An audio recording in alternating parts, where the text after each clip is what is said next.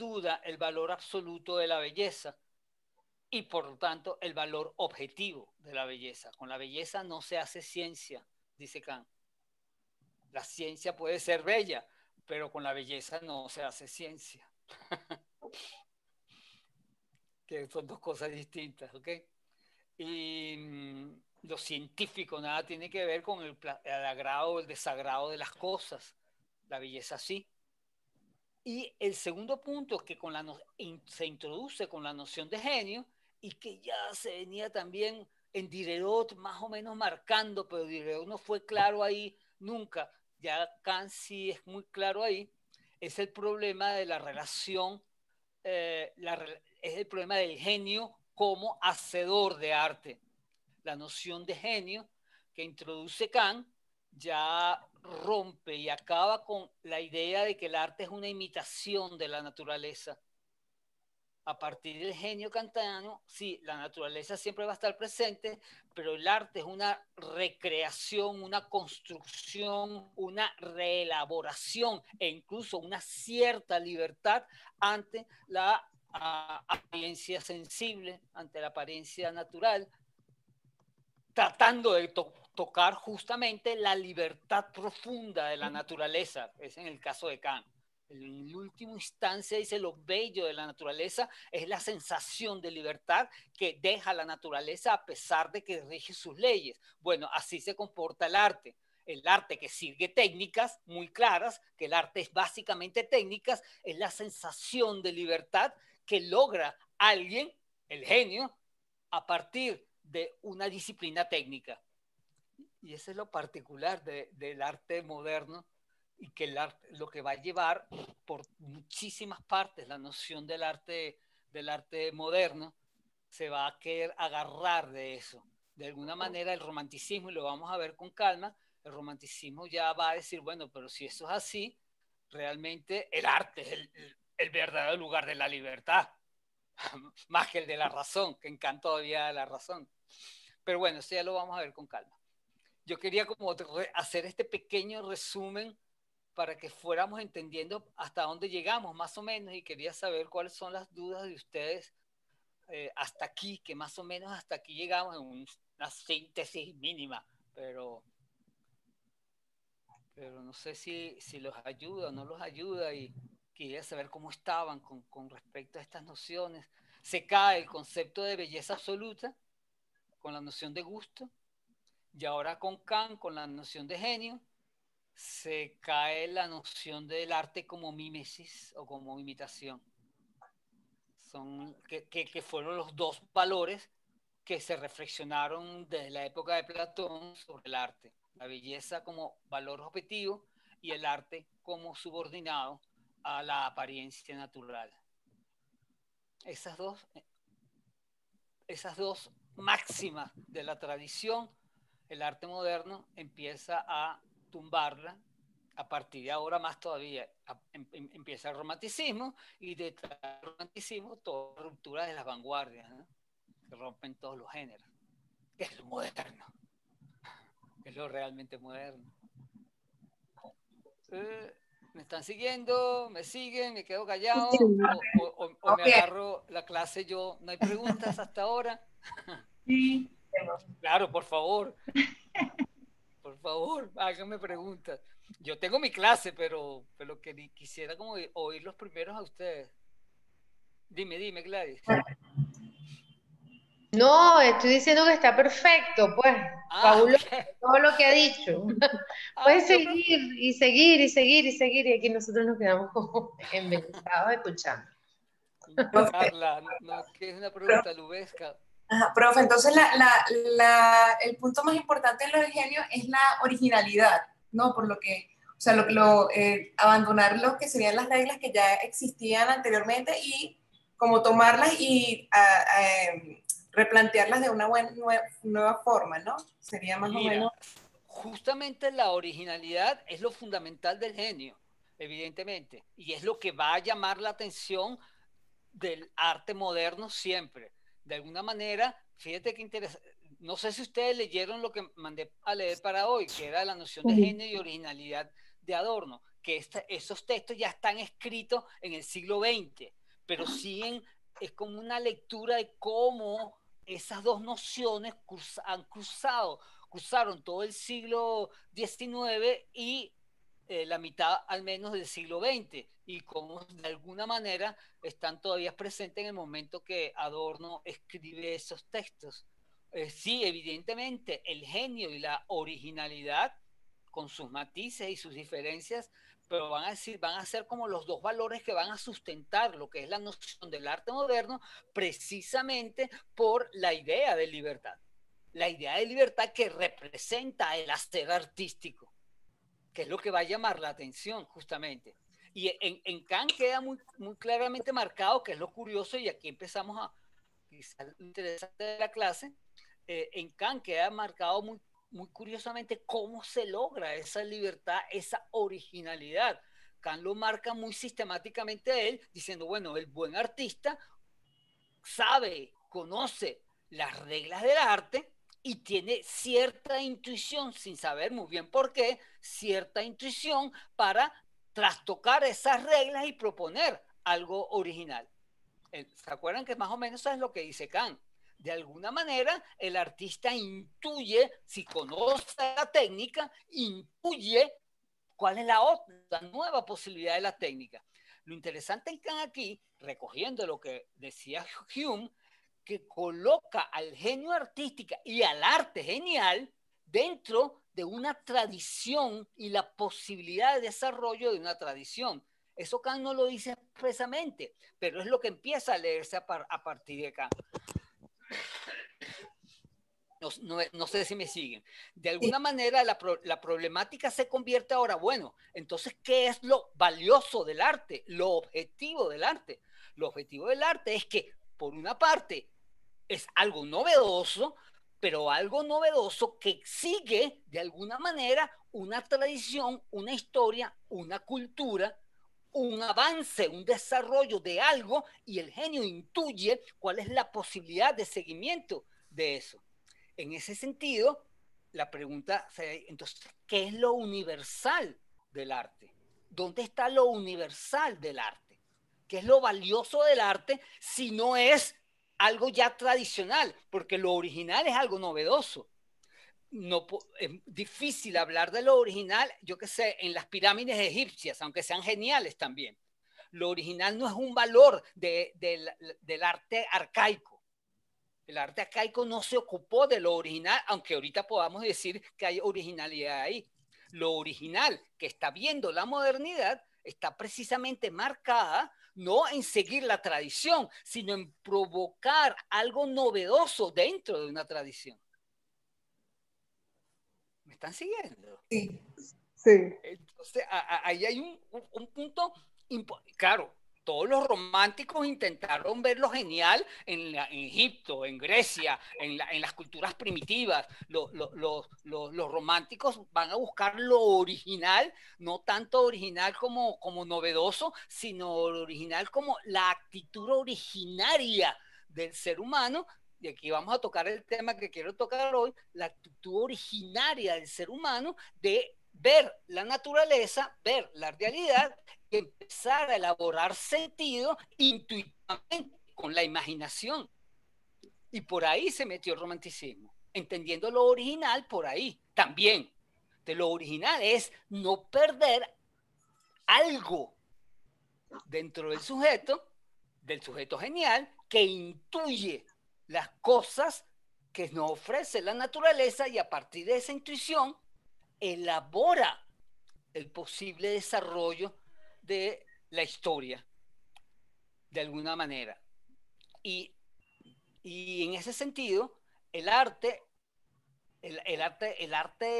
moderno empieza manejando manejando la noción de volver al espacio anterior a la razón discursiva que planteaba el mismo Kant, al momento anterior de la razón discursiva, el momento antes de la razón lógica, donde elaboramos sentidos desde lo humano. El humano elabora sentido antes de ser racional. Y los románticos lo van a agarrar desde ahí. Bueno, vamos a ir como por partes. Y aquí empiezo la clase de hoy si no hay más preguntas, porque esto es lo que quería introducir para empezar la clase de hoy, pero no sé si hay más preguntas de lo que hemos visto, si me están siguiendo esta reflexión a partir de lo que hemos visto. Lo interesante de lo que hemos visto es cómo a partir del gusto se fue abriendo, que no se había hablado nunca filosóficamente del gusto, la posibilidad de la sensibilidad y la imaginación ante la realidad. Si la belleza es una cuestión de gusto, la belleza es una cuestión de gusto y no de ley o no de ley racional, ¿qué pasa cuando gustamos algo? ¿Es pura sensación o es, o como viene diciendo Hume, después Diderot, después y Lacan, el gusto implica también un ejercicio de reflexión sobre la sensibilidad? Claro, la primera instancia es una cosa sensible, evidentemente. El placer o el displacer es sensible y es subjetivo. Pero eso no se puede también reflexionar y elaborar y tratar de elaborar aspectos, entre comillas, objetivos. ¿Qué es lo objetivo que elabora el gusto en Kant? La obra de arte. Eso es objetivo. Una obra de arte que es objetiva. Ya no es objetivo no es objetivo como pensamiento, no es objetivo como ley, no es objetivo como razón, es objetivo como objeto artificial que está puesto ahí, hecho por el hombre. Y en ese sentido, ese objeto artificial que llama la atención, todos podemos hablar sobre él a partir del gusto. No estableciendo leyes, pero sí estableciendo en qué consiste este objeto particular que hizo este genio artista. ¿Qué significa que puede sentir? ¿Por qué nos toca a todos? ¿Por qué no nos toca en el caso que no nos guste? Porque sirve como punto de enlace comunicacional en una sociedad la obra de arte. Porque ahí no hay nada objetivo, entre comillas, objetivo racional.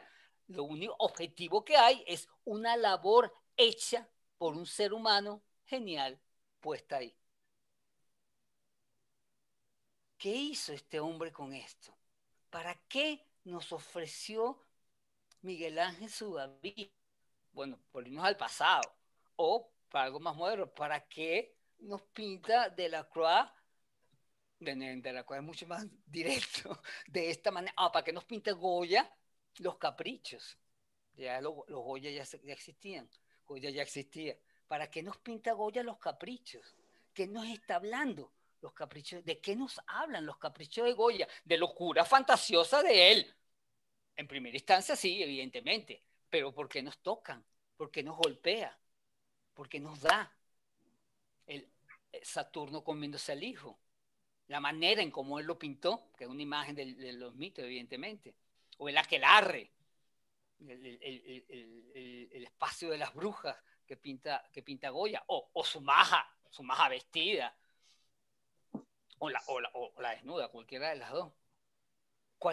¿Dónde está lo que llama la atención en la obra de arte, en la objetividad de la obra de arte? Eso se convierte en el punto a reflexionar del arte. ¿Qué es en esta cosa que es tan particular, hecha por un genio? ¿Por qué hay un colectivo pendiente de esto? Una sociedad pendiente de esto. ¿Qué está pasando ahí? ¿Me están siguiendo? Y ya sabemos sí. que no podemos determinar reglas, sino que cada obra de arte pareciera que exigiera una reflexión distinta. Y eso es lo que empieza a vivir todo el romanticismo. Cada obra de arte exige una reflexión distinta y creo que hoy en día estamos peor que nunca en eso. Hoy en día eso ya ha llegado como hasta lo máximo. En el romanticismo todavía existía, va a existir, la propuesta romántica va a existir, la posibilidad de, bueno, es que implica de alguna manera, y aquí introducimos el tema, de alguna manera, esto que toca el artista genial, de alguna manera toca algo esencial del ser humano, algo original del ser humano que se escapa a las facultades racionales, que la lógica del entendimiento de la ciencia no lo puede seguir exactamente, pero que toca algo esencial en nosotros. Y empieza a hablarse de lo irracional, del inconsciente, que es el gran mito romántico. El arte toca algo inconsciente. Y empezamos el temita. Ahora sí, ¿hay objetividad en el inconsciente? ¿Cuál es cómo asumimos los objetivos del inconsciente y toda la ciencia de la psicología que están haciendo también en este momento? ¿Cómo armar objetividad con los estudios de lo irracional? Que es lo que se va a ocupar la modernidad, básicamente. ¿Cómo armamos ahí ciencia? Lo que intentó Freud. ¿Cómo podemos armar ciencia de la psicología si la psicología es tan subjetiva? Y empiezan los nuevos estudios humanistas. Empieza también la antropología, empieza también la sociología y todos esos estudios para intentar objetivar el misterio de la acción humana. Y ahí estamos ya en la modernidad. Ahí estamos ya en la modernidad. Kant abrió la modernidad en ese aspecto. ¿Me están siguiendo? Que es lo interesantísimo en Kant. Quizás el primer grupo... ¿Aló? ¿Alguien está por ahí? ¿Aló? Sí, una pregunta, Carla. Es decir, que es en el momento del romanticismo, bueno, en parte como reacción a esta exacerbación de la razón, que surge esa idea que está hasta hoy de razón fría y calculadora, casi que máquina, y lo humano, la naturaleza humana, que aparentemente no tiene nada que ver con la razón y está como, o sea, se generó como una dicotomía que está hasta hoy, que en realidad no sé si es real, pero existe. Pues la gente pone la razón versus lo humano o la naturaleza humana. O sea, eso empieza en este momento. Sí, sí, yo creo, Carla, sí, ese es justamente lo que quiero yo decir. A mí me parece que esa visión, esa separación tan radical entre lo que siento y lo que pienso, que todos lo manejamos hoy en día y que siempre estamos con esa tensión, para mí es culpa de un romanticismo mal leído. Además, porque lo interesante, que es lo que yo quiero explicar aquí, el romanticismo nunca la dejó, Schiller nunca lo dejó, pero ya con Kant vemos que Kant tampoco nunca la deja. La reflexión estética es distinta a la reflexión científica. Quizá esa radicalización se va a fundamentar más después de Nietzsche. Nietzsche va a radicalizar esa separación muy fuertemente. Porque incluso Schopenhauer, que es anterior a Nietzsche, él sigue, que es del que Nietzsche se apoya.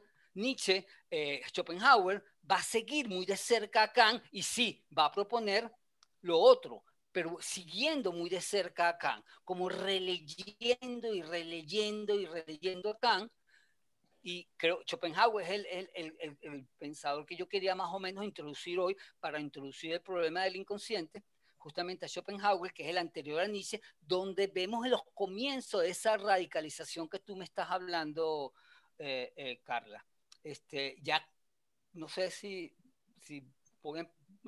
empiezo mi clase ahora. Creo que sí, ya estamos en este tema. Yo quisiera que recordáramos primero a Kant, porque Schopenhauer sigue muy de cerca a Kant. Leer Schopenhauer es como consecuencias directas de Kant. Yo no tengo ningún escrito de Schopenhauer que puse en la guía porque me pareció como demasiado, pero me gustaría explicar más o menos. Recordemos que Kant ya había hablado de el juego entre imaginación y espíritu y entendimiento del arte genial. El genio trabaja con la imaginación y con el entendimiento. Y gracias a ese juego entre lo conceptual inmensamente grande, que no puede tener imagen, y las imágenes, el genio logra una síntesis, que es lo que llama la idea estética, una imagen, una síntesis.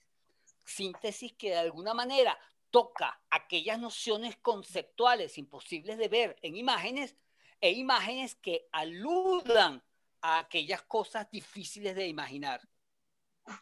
Y permite eso, lo que llama Kant, al espíritu en su acepción estética.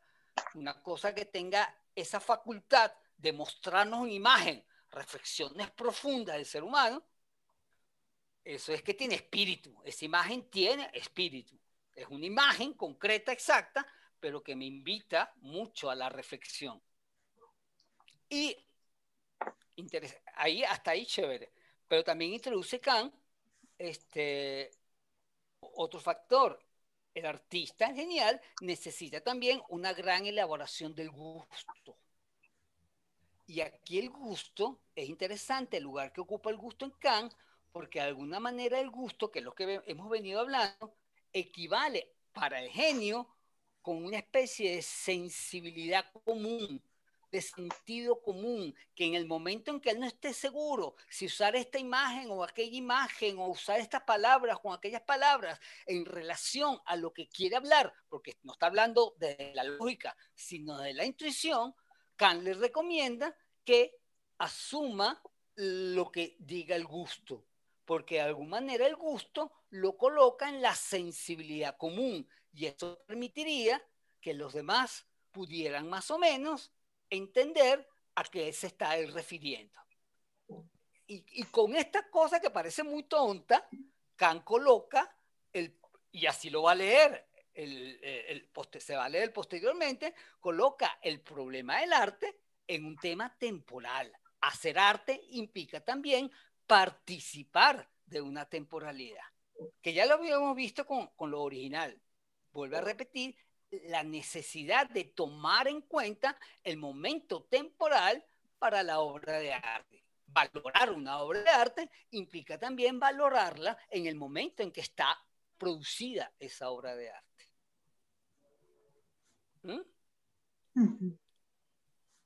Entonces, la pregunta es cómo participan las facultades humanas en la actividad genial, que es la gran pregunta. Bueno, entonces ya cambió las pistas, pero ¿qué significa esto? ¿Qué es lo que hacen esas facultades realmente? ¿Hacia dónde tocan?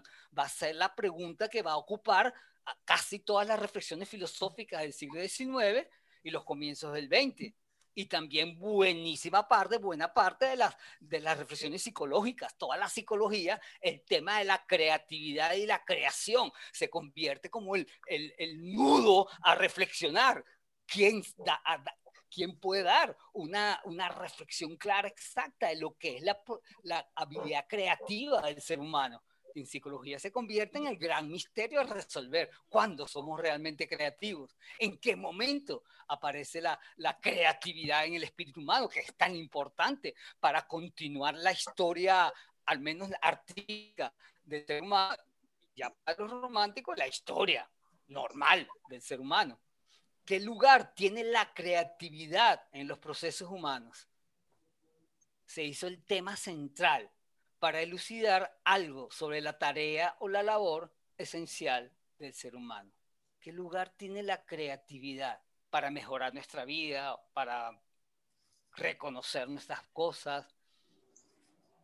Y el valor del sabio, una cosa que cambia, como aquel que aprendía a contemplar lo que existe siempre de una mirada racional y cuidadosa, como se entendía antes, ahora cambia a la noción de genio sabio, que tiene un especial contacto con las fuerzas creadoras de la naturaleza. Un misterio tiene el sabio artista, tiene un misterio que reconoce las fuerzas creadoras y la trabaja desde él mismo y elabora obras de arte que nos invitan a la reflexión.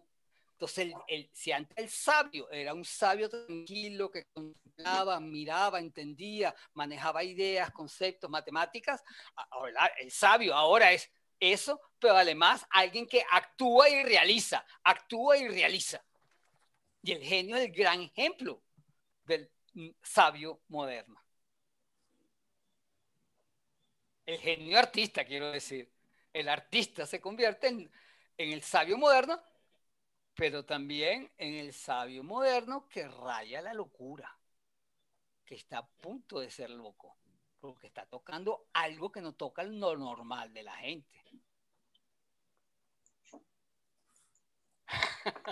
Y aquí sí entramos directamente en Schopenhauer, que es el que raya ese sitio, dice él siguiendo a Kant, dice Schopenhauer.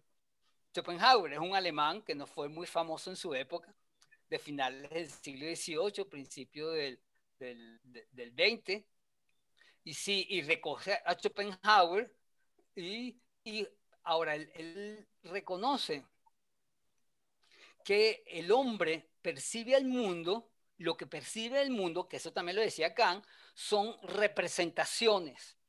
Kant hablaba de fenómenos, ¿se acuerdan? Uno no recibe el en sí de las cosas, uno recibe la apariencia de las cosas, y lo que el hombre estudia son esos fenómenos.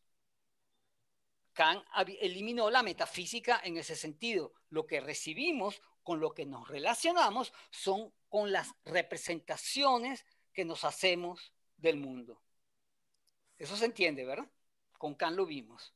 No entendemos el en sí, la metafísica se va para el diablo, el en sí de las cosas es imposible, lo único que podemos entender son las representaciones que nos hacemos del mundo, y en las representaciones sí tenemos o relaciones placenteras o de gusto, o relaciones intelectuales, o juicios morales.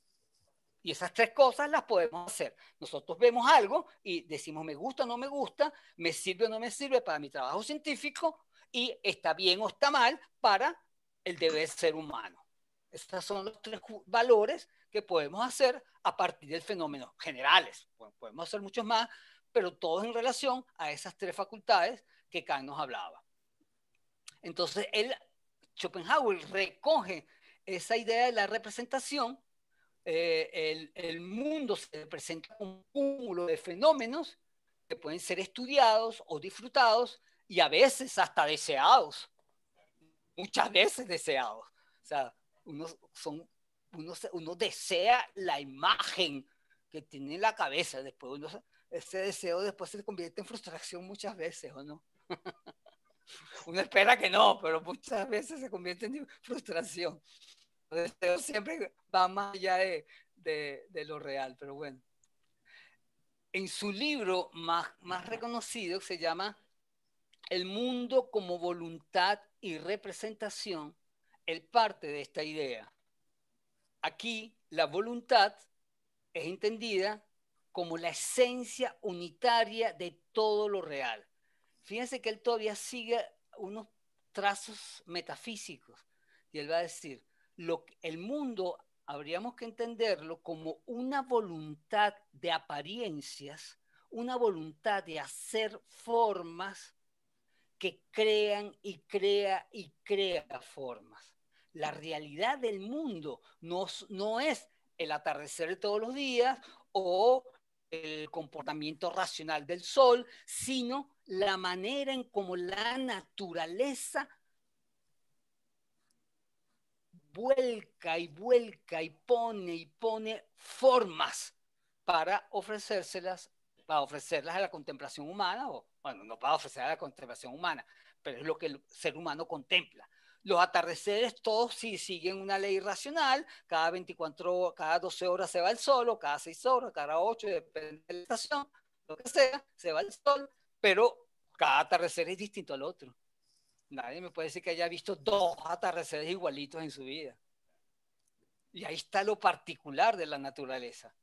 Lo particular de la naturaleza está en esa libertad de apariencias que la voluntad de la naturaleza expresa. Entonces lo que hace la apariencia, lo que vemos, son meramente representaciones, dice Schopenhauer, de una voluntad creadora de la naturaleza. Las apariencias son representaciones de una voluntad creadora.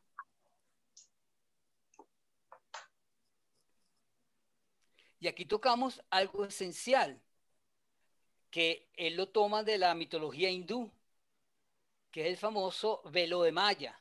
Las apariencias son el velo de Maya que la naturaleza le coloca a las cosas para que nosotros las podamos recoger y precisar. Pero el velo de Maya es solamente un juego apariencial de la voluntad de representación. Yo no sé si alguno de ustedes es hinduista o algo por el estilo, pero la voluntad, el velo de Maya es una cosa bastante, parece ser, yo no soy muy dado por las religiones orientales, pero es algo muy importante en la cultura hindú. Te voy a leer lo que conseguí aquí. Es la referencia mitológica, el velo de Maya es la referencia mitológica hinduista que considera que todos los fenómenos del universo, las representaciones de la voluntad, son apariencias ilusorias que hace el tejido de Maya. Los karmas humanos aparecen cuando nos quedamos atrapados en el velo de Maya de las apariencias. Es como la trampita del mundo, el velo de Maya. Nos pone apariencias y nos enamoramos de las apariencias y nos quedamos atrapados en las apariencias, en las cosas materiales, cuando lo que está de fondo es una voluntad que crea estos velos de Maya para atraparnos ahí y van creando nuestros karmas. Y vamos creando nuestros karmas en estas trampitas de la apariencia. Ese es el hinduismo. Lo que trae Schopenhauer es sencillamente la noción del velo de Maya, diciendo que las apariencias son eso, el velo de Maya que encubre la voluntad creadora de la naturaleza. Y lo particular del genio artista, leyendo a Kant, está justamente en que, siguiendo a Kant, entiende Schopenhauer, el genio artista es aquel que intuye la verdad detrás de las apariencias. Intuye la fuerza de la voluntad de representación detrás de las apariencias.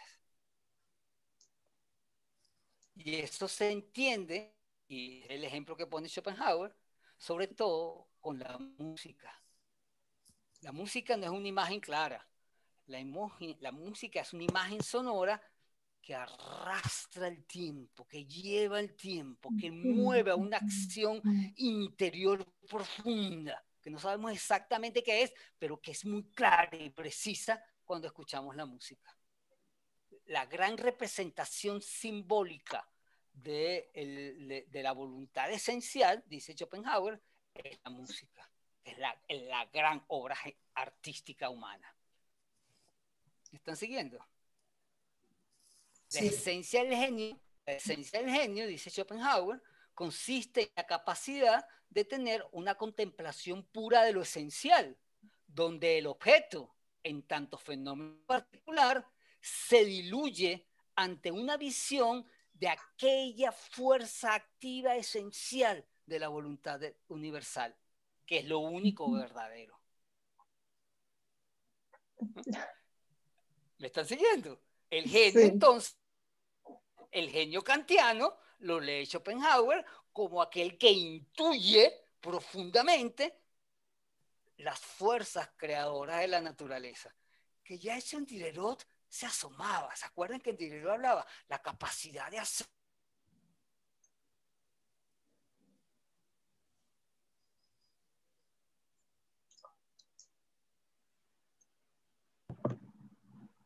Se fue, creo. Hola. Que no se escucha. Se congeló la imagen. Vamos a dar unos minutos, déjame escribirle por el chat. Ya me había dicho cuando empezamos que había como algunos problemillas ahí con su conexión.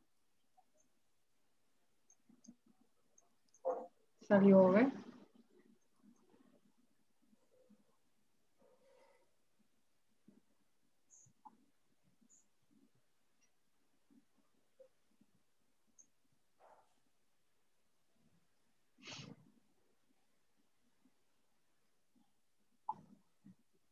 Vamos a darles unos minutos. Ojalá que pueda volverse a conectar. Yo ayer, no sé si ustedes, pero tuve muy mala conexión todo el día. Iba y venía. Está bien. Está terrible. Terrible. Sí, no pude prácticamente trabajar. Hola. Hola, volví. Hola. Justo cuando estaba hablando de algo importante. Creo que es a propósito. Cuando lo divino se revela, desaparece todo. Algo de eso. ¡Ah! ¡Qué rabia!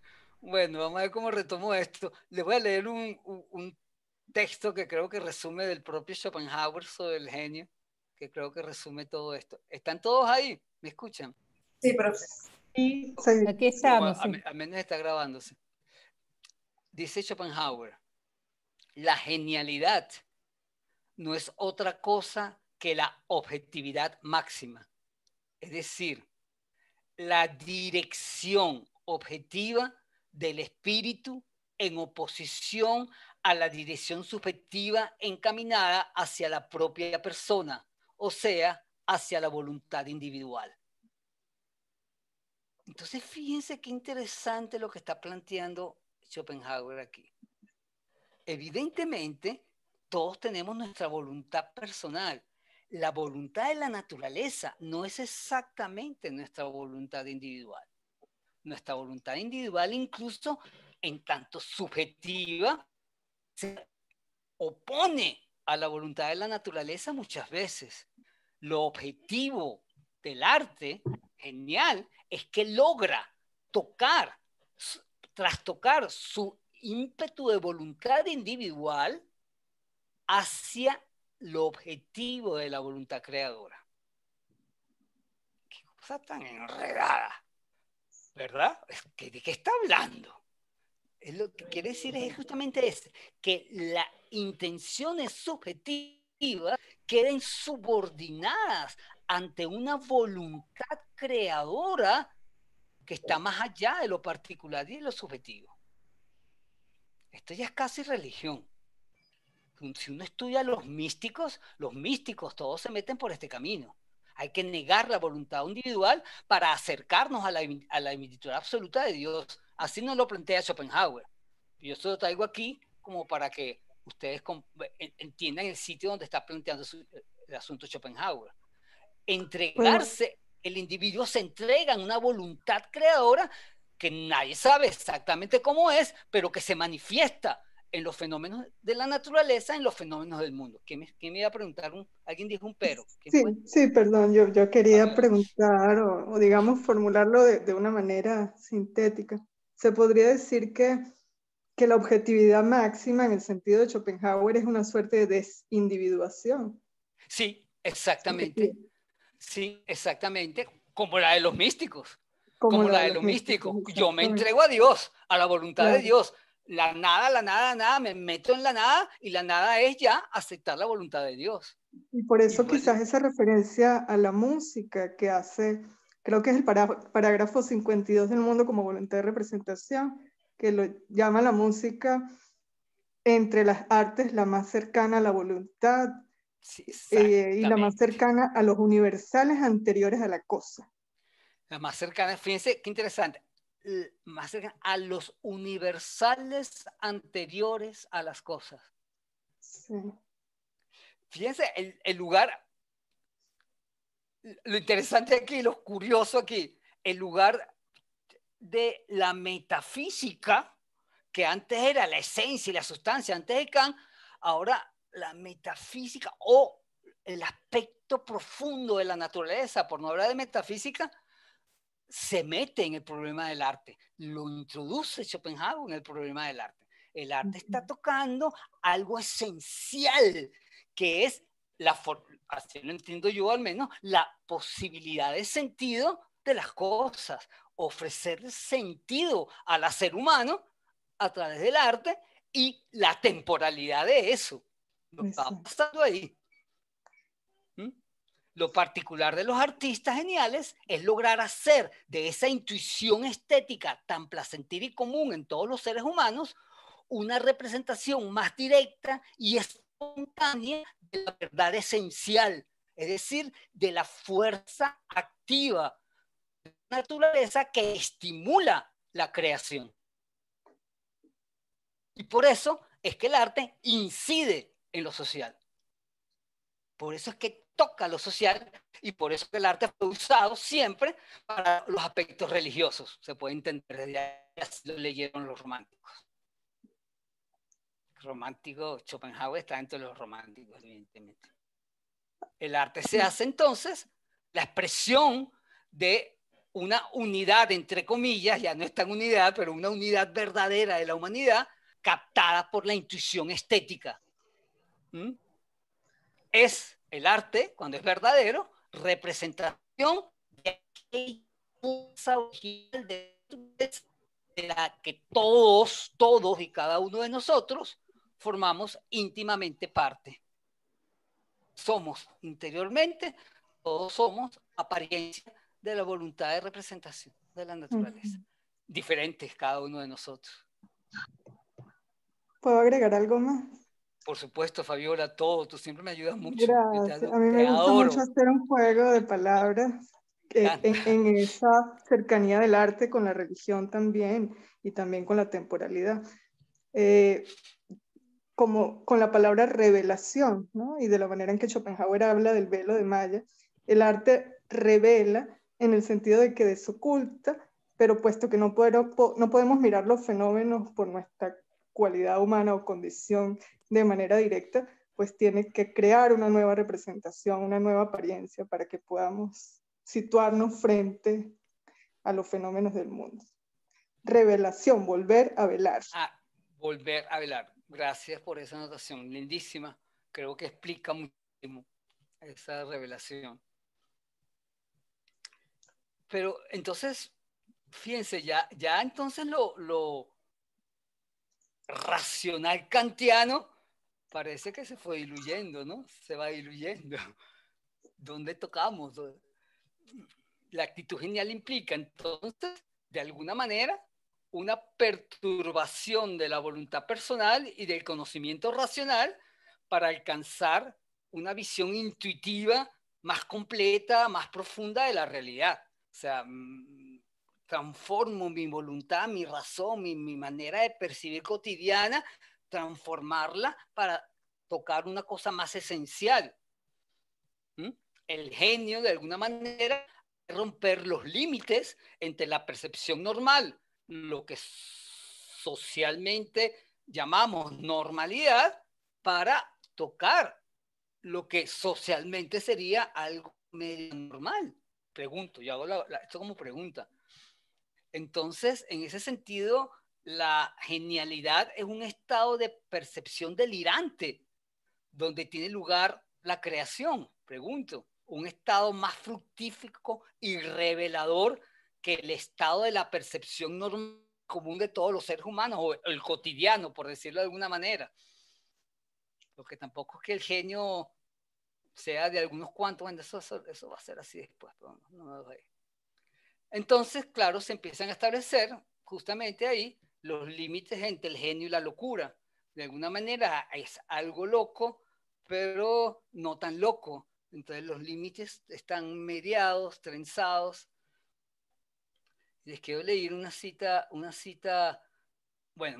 que hay en un libro que les recomiendo ampliamente, que se llama Psicología y Creatividad, una revisión histórica. Eso lo escribió Patricia Velasco, la que es directora de la Sala Mendoza. El librito creo que se consigue en la Sala Mendoza, no sé si se consigue, pero está editado por la Facultad de Humanidades y Educación de la UCB. Ella hace todo un bellísimo estudio sobre la noción de genio y las distintas nociones de genio desde la psicología. Se mete también con la Gestalt, se mete también con el conductismo. Es un libro muy como sencillo de leer y con mucha información sobre la noción de genio histórica. Y hay algo que les quiero leer, que creo que ayuda a sintetizar esto. Schopenhauer afirmaba que el genio es la mayor elevación de la voluntad y la imaginación en el hombre, derivándose de este concepto la idea de anormalidad, pues se evidencia que algo extraño a la voluntad le sucede al sujeto creador, algo sobrehumano y ajeno al propio yo, que viene de afuera y se apodera del individuo enajenándolo. Bueno, ella de la psicología toca ese sitio y hay algo que sí empieza todo el pensamiento, parece que me estoy adelantando, no tengo que adelantar, todo el pensamiento, no importa, me fue por aquí la clase, todo el pensamiento romántico empieza realmente a hablar del inconsciente. De alguna manera, el artista va a tocar, van a decir los románticos, en la época de Schopenhauer, van a tocar, los artistas logran tocar lo verdadero en un espacio tan profundo del alma humana, en un sitio tan profundo del ser humano y por tanto tan esencialmente original y verdadero, que la conciencia particular de nosotros no puede, la conciencia racional, la conciencia particular de nosotros no puede abarcar en su totalidad porque es un espacio infinito. En ese sentido, eso profundo que tocamos todos ahondando en nuestra alma puede ser lo no consciente, el inconsciente. Pero no es porque no haya una razón ahí, sino porque nuestra conciencia particular no lo puede tocar. Pero lo intuye, lo siente, lo vive, lo palpa. Y a ese inconsciente los románticos van a llevar absoluto. Ese es lo absoluto que está detrás de todas las cosas y a lo que apunta el arte, a lo absoluto, a lo que lo alcanza todo.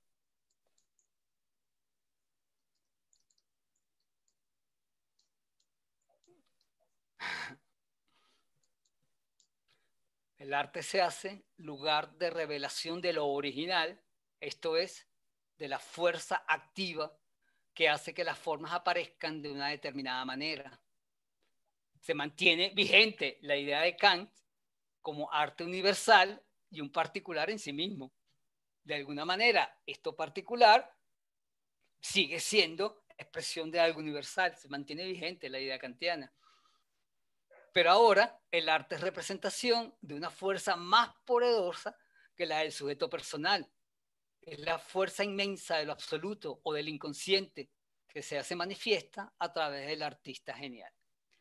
Y fíjense lo que va a hacer el pensamiento posterior a Kant. No sé si se acuerdan de lo sublime y la diferencia entre lo sublime y lo bello. ¿Se acuerdan? Sí. Con lo bello, el sujeto reconoce conscientemente que esa forma alude a una inteligencia clara, precisa y que se hizo posible en esta obra de arte, en esta cosa bella. Entonces el entendimiento se entiende con la imaginación y hacemos cosas bellas, cosas inteligentes, lúcidas. Lo sublime es un poquito distinto. Lo sublime que coloca al objeto que llamamos sublime ante las perspectivas de algo que no terminamos de entender. Una imaginación que se vuela, pero no se satisface con la razón nunca. La razón nunca está satisfecha con lo que la imaginación le ofrece, sino que eso queda abierto, que eso queda abierto, que eso queda abierto. A partir de Schopenhauer, dime, Fabiola. Que excede nuestras capacidades de representación. Lo sublime en Kant era así. Los románticos van a hacer justamente ese jueguito, ya va. Pero si el arte es lo fundamental de la acción creadora a través del hombre, porque el arte no puede tocar límites. Es más, todos los románticos se van a fajar a intentar de plasmar lo sublime de la naturaleza, por lo menos, en el arte. Caspar Friedrich. O sea, tocar, pintando la naturaleza, dibujando la naturaleza, pintando la naturaleza, es lo sublime. Lo que hace Beethoven con la música, tratar de atrapar aquellas fuerzas profundas de las pasiones, tocar ahí y manifestar aquellas fuerzas profundas que están detrás de lo individual, en lo profundo, lo que Kant llamó sublime y que es imposible de tocar. El arte no es solamente una composición técnica bonita, sino una composición técnica que intenta ahondar en las profundidades de lo absoluto. Y por ahí se le va todo el romanticismo, todo el romanticismo a Kant, con la noción de genio y la noción de sublime, se le cuela a ese racionalista que es Kant, se le cuela por ahí todo el romanticismo. El trabajo con la intuición, el trabajo con la imaginación, el gusto puesto a prueba constantemente, el entendimiento tocando sus límites. El primer movimiento que se conoce así como romántico en Alemania, un grupo que se unió justamente para leer a Kant y tocar los límites de Kant, cuáles son los, y indagar en los límites de Kant, se llamó justamente Tempestad de ímpetu.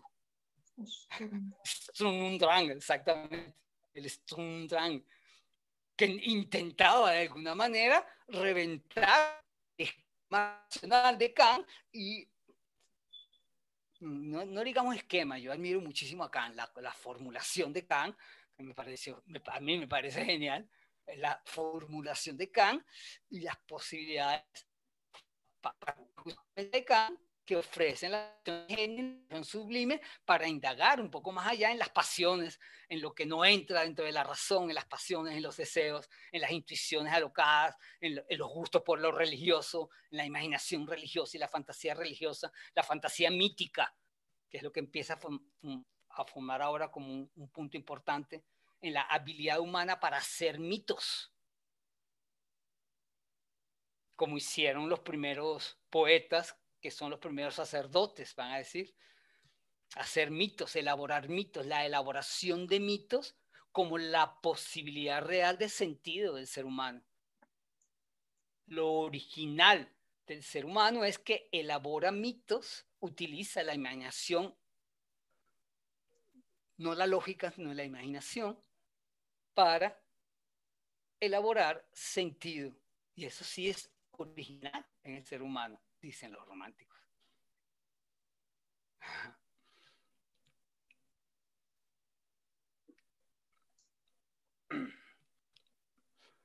No sé si me están siguiendo, si tienen alguna reflexión sobre... Es denso esto, porque no sé si fue muy apurado.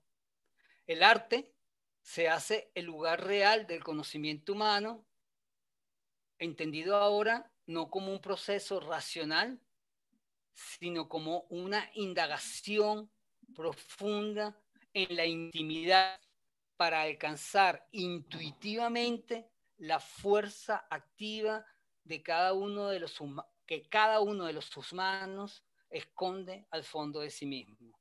Todos tenemos la posibilidad de indagar en nosotros mismos para tocar esa fuerza activa y ser creadores. Esa es la gran utopía romántica. Yo no sé si utopía. Todavía creo que de alguna manera la psicología lo maneja. Por eso queremos llevar arte a todas las escuelas. Aquí me está poniendo notas aquí, no lo estoy parando. Ya va, voy a ver las notas. La pregunta, ok. Gladys, cambio el host a María Jesús. Se salió Gabriela. No. Sí, la conexión. Sí, que perdí la conexión, pero ya. Bueno, sí, no ha pasado mucho la conexión.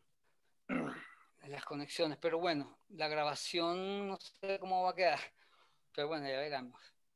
No, la grabación sigue su curso porque sí, la plataforma okay, de la... Sí. Ok, yo le estoy resumiendo. Una pregunta. Sí, ok, vale.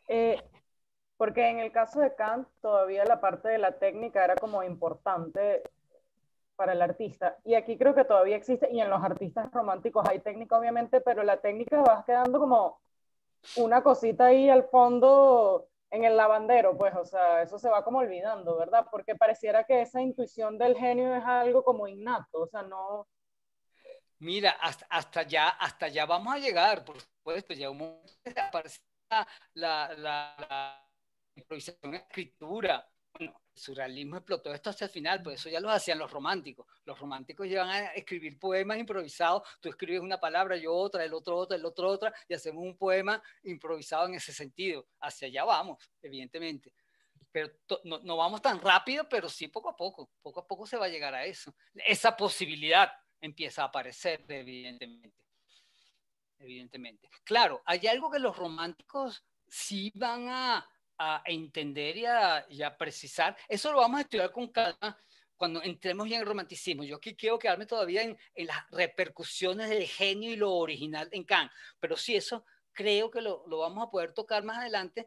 Los románticos hablan siempre, van a hablar siempre, o no siempre, sino los románticos importantes, Schelling, los mismos hermanos Schlegel, el mismo Novalis, de alguna manera, si uno se introduce en las profundidades del genio, del inconsciente, es peligroso. Ese es un riesgo. Entrar ahí siempre es riesgoso. No cualquiera puede entrar ahí. Y recordemos que en ese entonces la psicología no estaba tan avanzada, apenas estaba en pañales. Entonces el inconsciente era un sitio de peligro. Lo riesgoso del artista es que se lanza a ese sitio con el intento de salir ileso de ahí. Pero ¿cómo salía ileso? La idea es que salga ileso con una obra de arte. Ahora, ¿qué implica la obra de arte? La obra de arte implica un trabajo formal con las palabras, con el juego, con el ritmo de las palabras, con la construcción pictórica, con la construcción arquitectónica, donde hacemos objetivo esa experiencia completamente subjetiva. Entonces, el valor del arte es que le da razón, en tanto hecho técnicamente, a una locura del inconsciente. ¿Me sigues? Y los románticos están conscientes de esa dualidad dura que hay ahí. Es un trabajo duro, pero si el artista no aprovecha el ejercicio formal del arte, de la técnica, llamamos nosotros, se puede perder en la locura. Ella está cerca de perderse. Por lo que va a abogar después el expresionismo. Lancémonos a la sola locura. Por ahí abogó el expresionismo, ¿no? Pero ya estamos en ese límite exactamente. De alguna manera, casi todos los románticos van a seguir respetando justamente el ejercicio formal, porque es la posibilidad de objetivar la experiencia tan profunda que es la experiencia del inconsciente, que raya con la mente humana, evidentemente. Como volver a la razón un poquito con la técnica, con el trabajo formal, por no decir técnica. Porque ya la técnica también empieza a perderse. O sea, ¿a quién le va a importar ahora el realismo renacentista?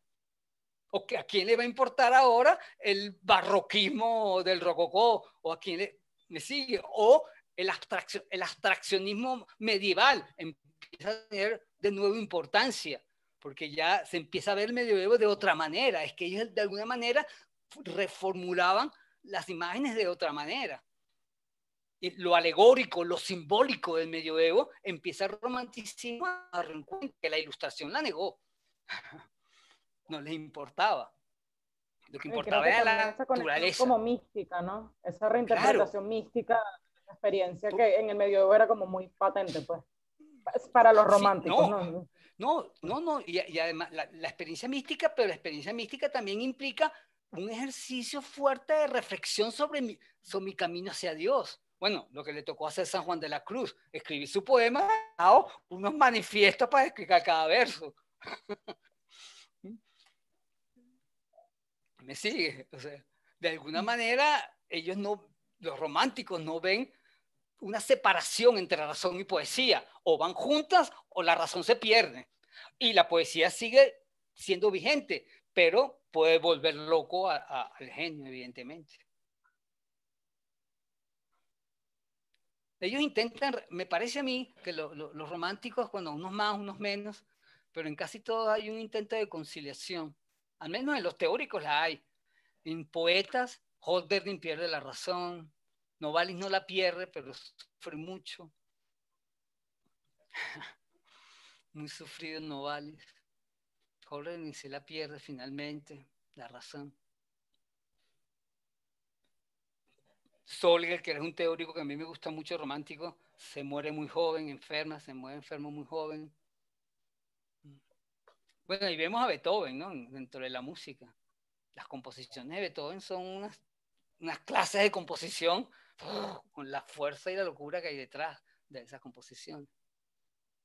Mozart, en cambio, que yo adoro a Mozart, es un equilibrio formal encantador, el divino, un gozo. Bueno, también el Requiem, una manera de plantear el dolor de una manera muy particular, formal, clara.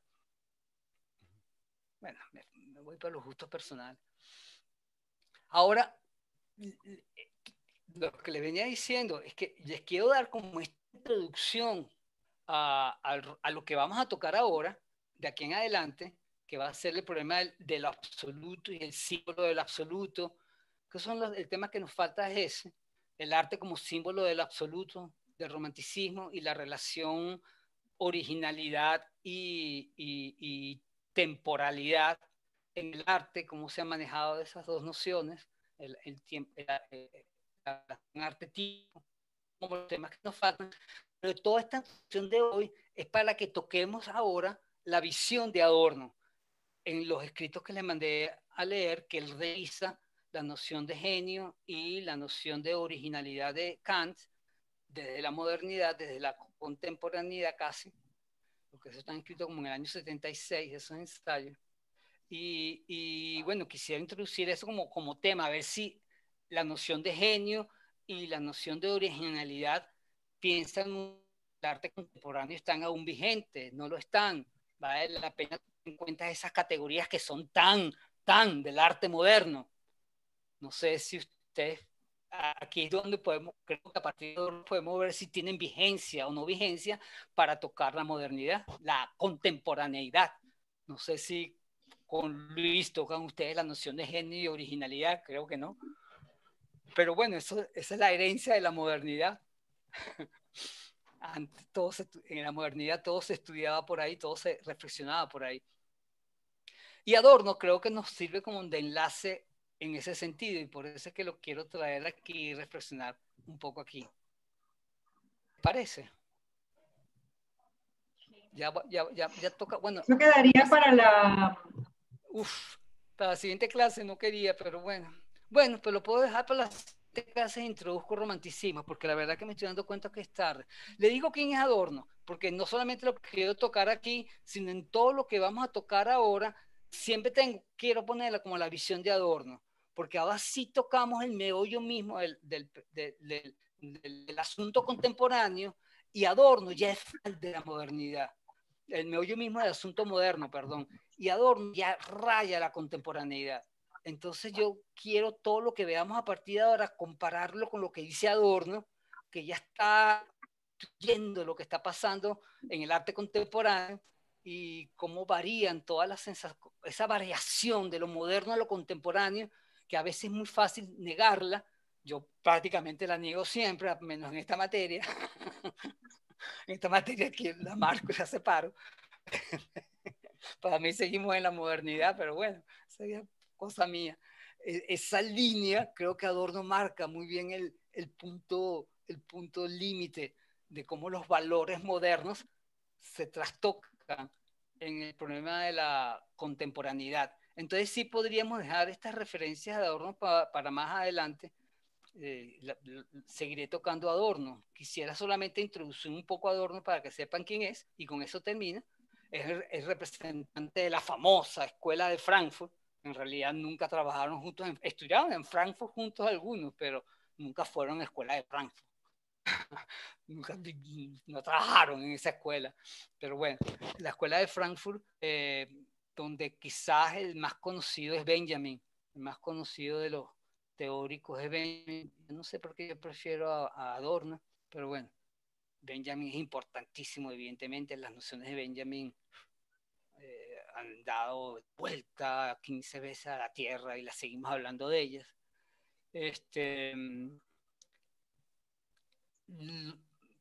Sí, ellos investigan, las escuelas de Frankfurt generalmente se manejan, revisan las teorías importantes del siglo XIX, Hegel, Marx, Freud. Ellos se meten mucho con el psicoanálisis e intentan con esas teorías, también se meten mucho con Nietzsche, con esos pensadores intentan revisar la historia de la cultura e intentan poner en la historia de la cultura o incluso en la historia del arte como encerrada, dicen ellos, de alguna manera está encerrada en una ideología que también ha mutado, que también ha cambiado, y a ellos les interesa dar cuenta de esa ideología que está detrás de toda la historia de la cultura europea, ¿no? Ellos siguen como un análisis, entonces hacen unos análisis entre antropológicos, sociológicos, estéticos y bastante interdisciplinario, como nos gusta decir ahora. Ellos ya se apuntan en ese camino y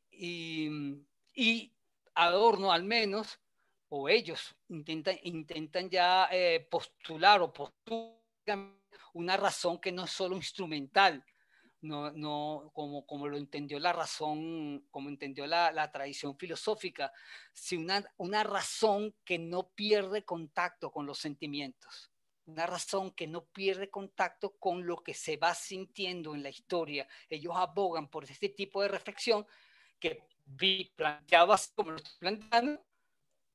Hay pequeñas diferencias, pero yo lo quiero plantear así para ver cómo recogen ellos la reflexión estética de Kant. Precisamente la reflexión estética de Kant es algo que no obvia el sentimiento, pero que elabora reflexión. Y el mero juego reflexivo es lo que se hace en Kant, ese juego de facultades que llama Kant, se hace la libertad del juicio estético.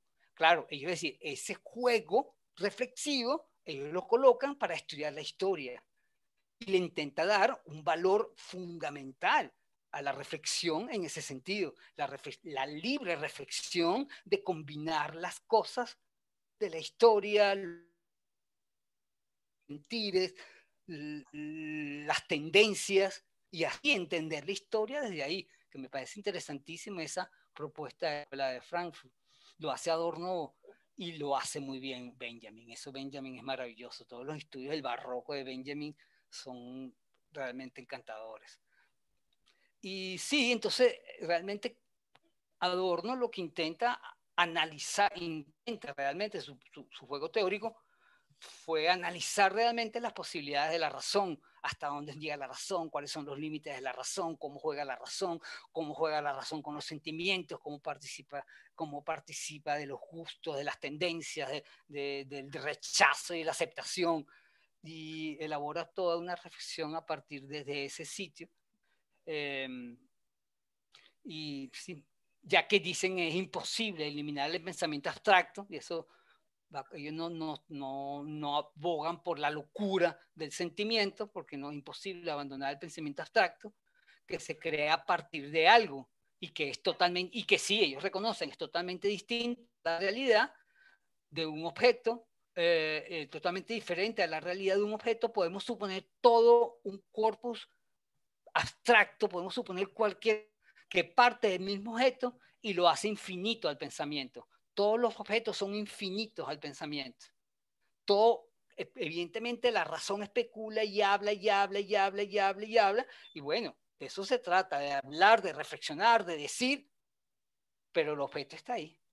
Y no separarse del objeto que se está reflexionando. Si eso no es lo que llamaba Kant juicio estético, eso es kantiano para el juicio estético. Adorno, la escuela de Frankfurt intenta llevar Adorno ese juicio a todas las instancias del saber, no solamente las instancias del saber estético, o sea, en la instancia del saber la historia. Ver la historia estéticamente sería más o menos así, o como hago yo, ver el pensamiento estéticamente, que también me parece, las ideas están ahí para que uno las juegue y juegue con ellas y las trabaje y las elabore y las lleve para donde le dé la gana. Cuanto más infinitas sean, más ricas son las ideas. En ese sentido yo sigo esta línea de pensamiento muy claramente. Nada, eso es lo que les quería decir. Todos estos de Adorno los saco de un libro que se llama Teoría Estética. Es un libro bastante grueso, por aquí lo tengo, yo tengo en esta edición. Fue editado después de la muerte de Adorno.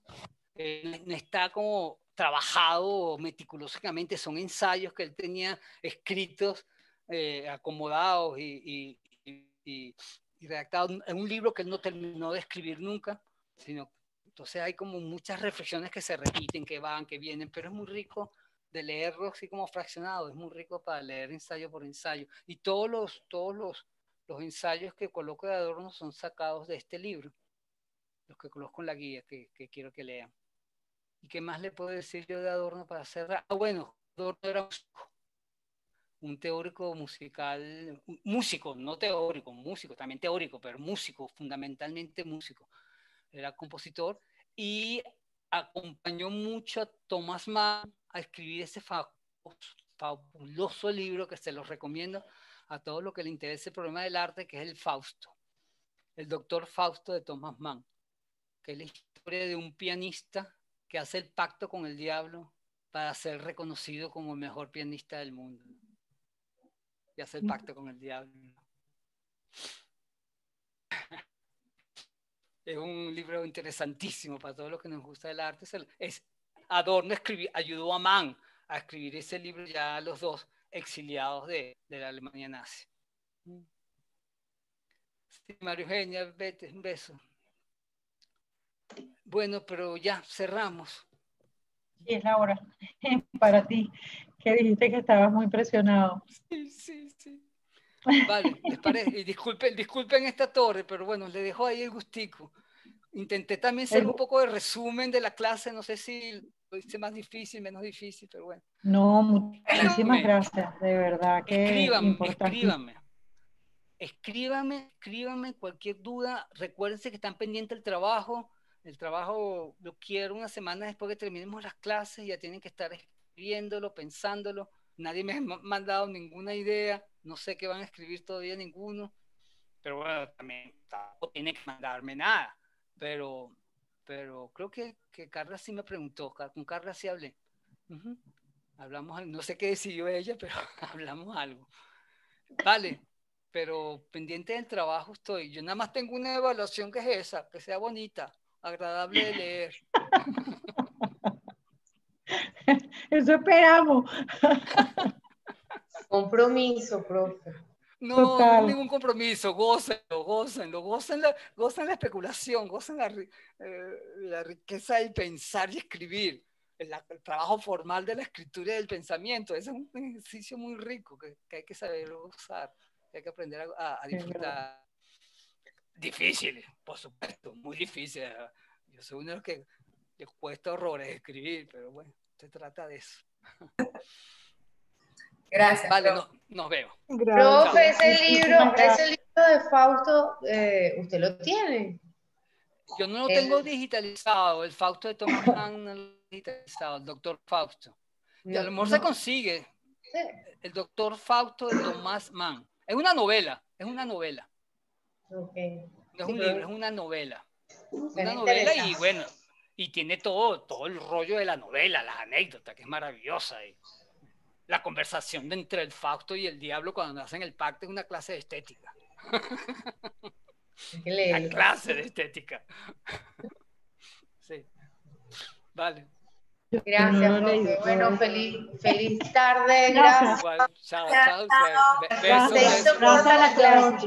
Se hizo corta, sí. Chao, Gabriela. Chao. Chao, gracias. Chao, a usted.